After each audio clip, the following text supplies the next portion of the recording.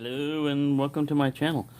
Well, I thought I'd give you a quick update on my case tribal lock that I've been carrying around a lot. Notice anything different? This is a ghost image on there. When I first felt this, what I thought was etching on here, I realized that it didn't feel like etching. You know, because it was raised, and also because of the color. You know, usually like if something's laser etched, it'll be on there. But it felt familiar in some way, and what it felt familiar from is a decal from working on model airplanes and stuff. That's all this is a decal. It's just a decal put on there. So this will go away after a while because, you know, some of this was buffed or whatever, you know. But yeah, all my, what I was talking about on the last one was like, look how this keeps distracting from me. It keeps saying limited edition, blah, blah, blah. It's so easy to take off. I just took, and I was digging around and I saw this in a box. You know, I had a box right by the table, and normally this is in a leather sheath, but I've been using this sheath for the tribal lock. So anyways, I saw this and I went, Cracky! I found Cracky! And I realized it's just Cracky's cousin, just trying to be more attractive. And anyways, I used this, just the edge of the blade here, and just started doing like this, and it was incredibly easy to come off, and it didn't leave any scratches or anything. Everybody probably knows this, and it's probably like I just did sacrilege or something. Like, oh, you're not supposed to remove that. Oh my God, you're gonna be arrested now. But anyways, yeah, I like this knife. I'd like to get more of them, but as the same way I was doing with other traditionalists, and because these things are expensive, I think the tribal lock will still be around, and I'll be able to pick up different, you know, handled materials. But I want to try a copper lock because they make them in Wharncliffe too, and they have a mini copper lock also. But I want to go for the full size one. And the other thing I'd like to mention is, you know how Wharncliffe is all pointy, and ooh, almost got myself on that one. A spear point is, you know, pointy also, and you think spear point, you know, it's gonna be pointy. I had a clip point around here somewhere. It's hiding somewhere. Here we go. We'll use a novelty knife. And then you've got a clip point. Well, from just playing around and stabbing stuff and everything, if you look at it, a spear point really is only sharp down here, and then the rest of this is fairly, you know, it's not real thin and everything. Wharncliffe is very pointy, very needle-like, and very thin in there, so it's going to be more stabby. A clip point is also very good at stabbing. Excuse me, this one's small, so we'll pull out some hobo armor, you know, just as an example. And you know, the resistance, your cutting is just down with the edge, but once you poke through, you know, for a stab, the main thing is how easy is it go in. They'll leave the similar type of holes and everything. See how hard that one is? It'll do it, and it leaves a bigger gash and everything. But a spear point is not as speary as you'd think. And that's just, you know, like sometimes you want to start a cut. You know, you just go in with a Wharncliffe. I mean, every blade has its different uses. I just like the Wharncliffe mainly because of its look and its pointy stabbiness, you know, and that you can do a lot of exact stuff, you know, like if you're cutting open boxes, you know, you can just do precise cuts you know, with a Wharncliffe. You can do the same thing with this, but you have a, you know, a bigger hole, or,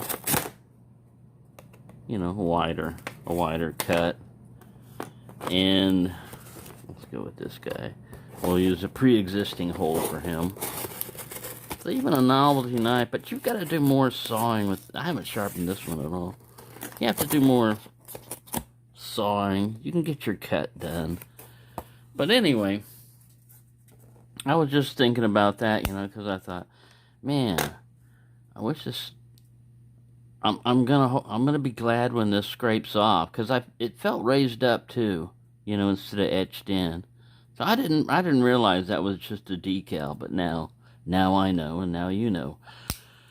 Other than that, I've been enjoying this knife and carrying it around. And like I said, I put it in this little slip here. Fits perfectly fine. I only got a little key ring to grab it, and it just drops in the bottom of the pocket. No problemo. This guy don't carry quite as much. I left him out of the picture. This one's always with me. I have it on a belt loop, you know, as long as I got this little roper.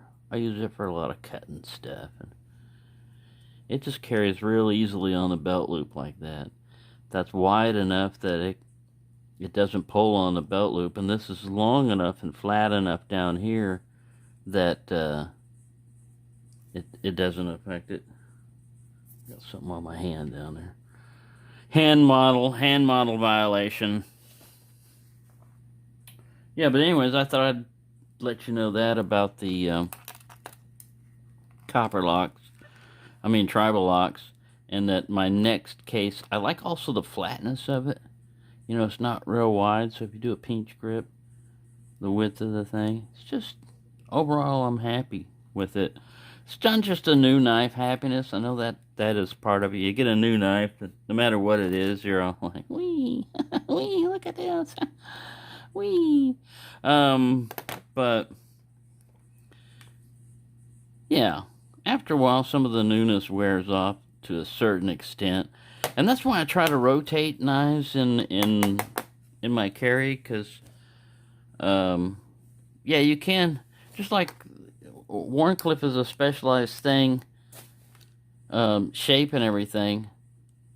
Sometimes if you're doing other things like a more of a carving cut, you're going to find the Wharncliffe is not as good for that.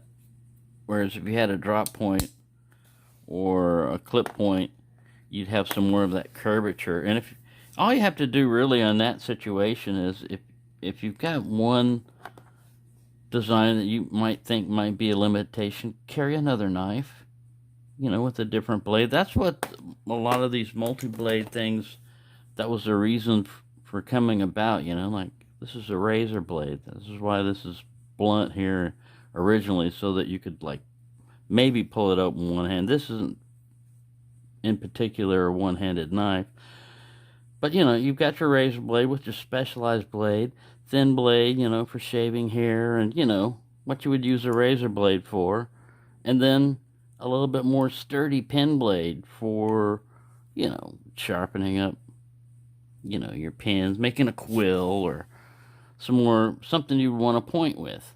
See? So instead of carrying two knives, you've got two blades. And I think that's how all this kind of evolved, you know, with multi-bladed knives, was, you know, you've already got a handle, so all you got to do is just slap more blades on it, you know, and you've got a multi-tool, you know. It's all within the same handle, but then you got all these little gadgets, you know, specialized, you know. This is for one thing. This one's trying to be multi-tool, you know. It's not only a cap lifter, but hey, we can be a screwdriver too. So, you know, he gets extra points there. And then a general, useful, all-around spear point, drop point, whatever you want to call it. Technically, a spear point is like exactly equal in, here comes the point, pink, you know, right there. So this is more of a drop point. I think this was the one I had to modify because the tip was messed up or something. And then all. Yes, we're showing all the tools. So corny. Corny. But, you know, this one's specialized just for making little holes in leather and stuff, or wood, or whatever you want to do. So there you go. That's just a little quickie on starting off with this. But it wound up being a little bit about knife shapes and knife sizes and, you know, Barlow. How it comes about, you know. Just like this, you've got a pretty good general purpose wide blade with canoe, but because you got another in, we'll throw another blade in here for you, a little smaller one for a little bit more detailed work, and whatever you want to do. Yeah, so there you go. I've rambled on long enough. But anyways, thought I'd share that with you. That if you look at these and if that has been a deciding factor on you, is like, I would buy that knife if it wouldn't have that decal on it. Well, here's one way of making it less obtrusive.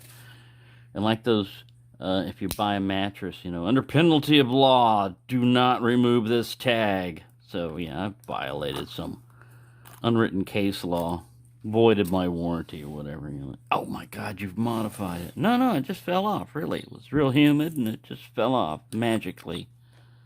I did not scrape it off. Or did I? Would I? Anyways, thank you for watching and have a nice day.